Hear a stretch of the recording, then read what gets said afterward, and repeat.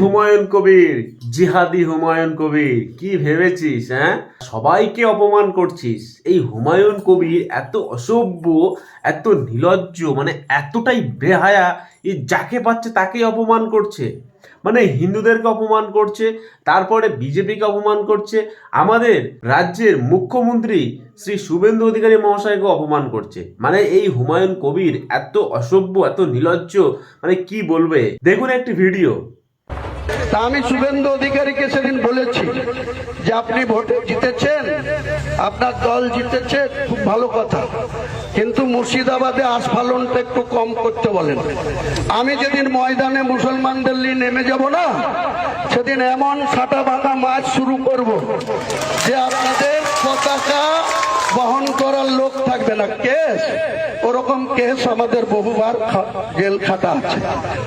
লাখ লাখ লোককে রাস্তায় নিয়ে নামাবো আর সাটা ভাঙা মাছ দেবো আর জেলে যাব। কদিন জেলে রাখতে পারেন, কত খাওয়াতে পারেন। দেখলেন তো কি বললো? বললো যে যদি বিজেপির ফ্ল্যাগ ধরে, যদি যদি কেউ বিজেপির পতাকা হাতে করে, তাহলে এই হুমায়ুন কবির তাকে সাটা ভাঙা কেলাবে, মানে সাটা ভাঙা মারবে। মানে বুঝতে পারছেন, রেজিনানগরের বিধায়ক হয়েছে, এমএলএ হয়েছে বলে তার মুখে এরকম কথা, এরকম কথা কোনোদিন মানা যায়?